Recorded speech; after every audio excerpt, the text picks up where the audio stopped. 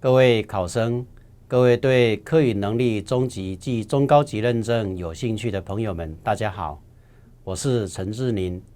今天要在这里跟大家一起分享如何提升我们对客语能力中高级认证考试的这个答题正确率。首先，今天的课程资讯里面，我们分成以下几个。第一个，我们会讲解课程的一些讯息，还有提醒大家哪里可以找到一些网络的教材，还有呢，会跟大家说明各项考题的范例以及题型的分析。那在这里分成，我们依照考题的形态分成4个。第一个是口语测验题型解析及范例，第二个是书写测验题型解析及范例，第三个是听力测验题型解析及范例，第4个是阅读测验题型解析及范例。最后我们会跟大家做一些考前的小叮咛。首先我们看到课程的资讯，今年的报名日期是从109年6月18日到109年的8月10日，这个日期目前是已经过了。那从8月31日起，只要您有报名考试的考生，都会陆陆续续的收到一些基本词汇及题库的教材。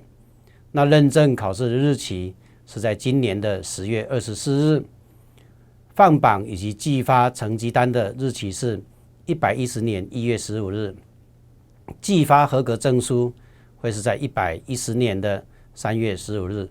这些日期是今年考试的期程。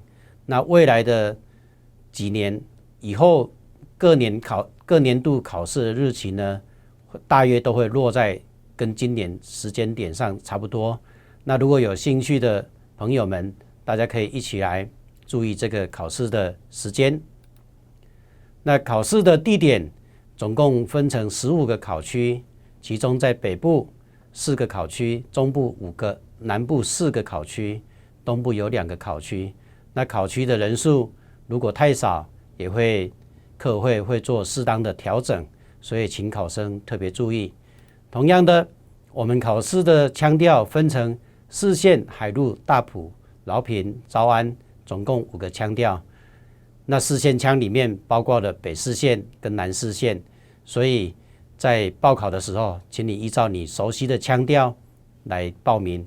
当然，也希望在您通过你报名的腔调考试之后，取得中高级认证的资格之后，再依照您的兴趣选择其他的腔调继续来报考。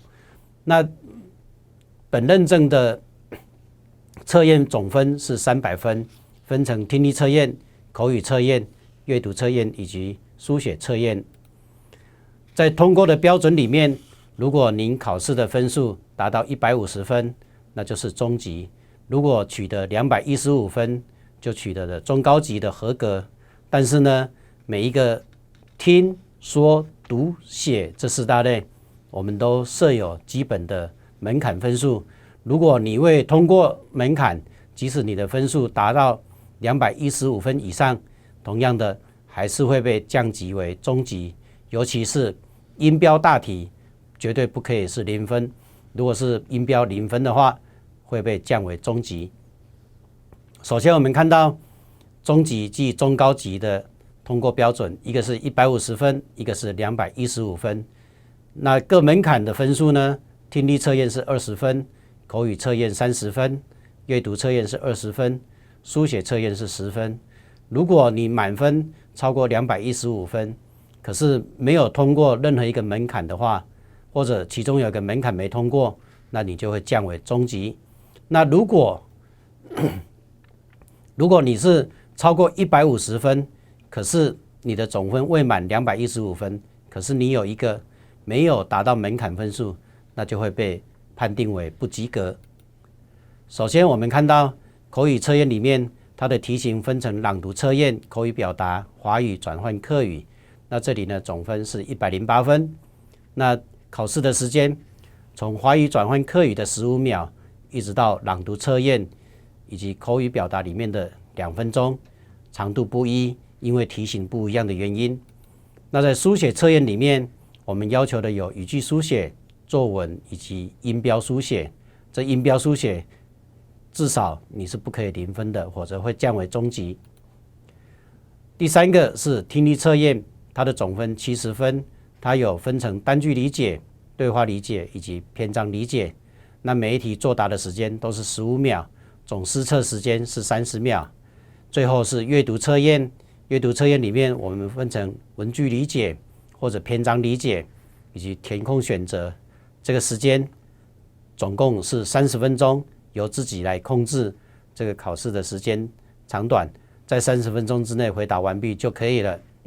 他通过的分数是70分，他的满分是70分，通过门槛是20分。当你报完名之后，我们可以在报名的网站上面可以看到一些资讯，例如说你可以去拿教材，或者线上考试，或者看看学习的资源。我们可以从左下角这个 icon 上面可以得到一些相关的连结。同样的，当你报完名，你也可以看看在您同一个县市里面到底有多少个朋友跟您一起参加考试，这里都会有人数的统计。